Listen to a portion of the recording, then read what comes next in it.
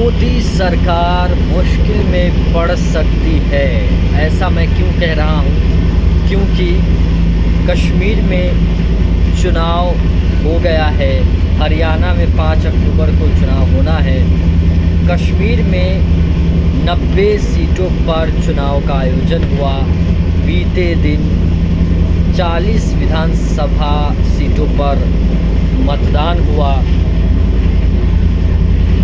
इन दो राज्यों में अगर भारतीय जनता पार्टी का प्रदर्शन मुजाहरा ठीक रहता है या दोनों में से किसी एक राज्य में सरकार बनाने में सफल होती है, तो नायडू नीतीश कुमार के सहारे सरकार 5 साल तक चलने की शायद गारंटी हो सकती है।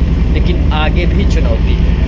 चुनौती क्या है? क्योंकि इसके बाद 7 राज्यों में 2025 में 7 राज्यों में विधानसभा चुनाव होने हैं। बिहार, झारखंड सहित 5 राज्यों में चुनाव है।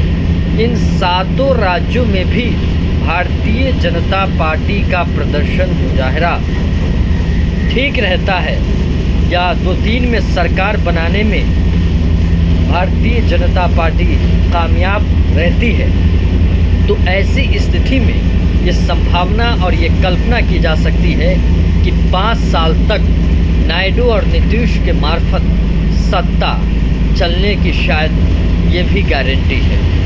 लेकिन ये कहा नहीं जा सकता। विपक्ष लगातार कह रहा है कि 5 साल तक ये सरकार नहीं चलने वाली है।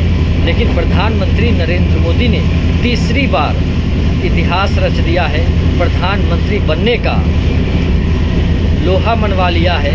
इतिहास के पन्नों में अपने नाम को दर्ज करवा लिया है। क्या भारतीय जनता पार्टी अपने वक़ार को, अपने स्वाभिमान को, अपने आत्मसम्मान को 7 राज्यों के चुनावों और अभी जो 2 राज्यों के चुनाव है, इन 9 चुनावों में क्या अपना स्वाभिमान, वक़ार, साख, इज़्ज़त बचा पाएगी?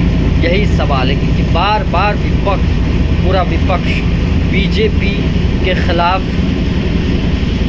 मुनादी बजा दी है, हुंकार भर रही है और ये चेतावनी भी दी जा रही है कि ये सरकार 5 साल तक नहीं चलने वाली है। तो क्या यही सच है? क्या 9 राज्यों के नतीजे ही तय करेंगे कि भारतीय जनता पार्टी की मोदी सरकार 5 साल तक सत्ता चला पाएगी या नहीं चला पाएगी? ये तो भविष्य का विषय है और भविष्य बताएगा कि 5 साल तक सरकार चल पाएगी या नहीं चल पाएगी।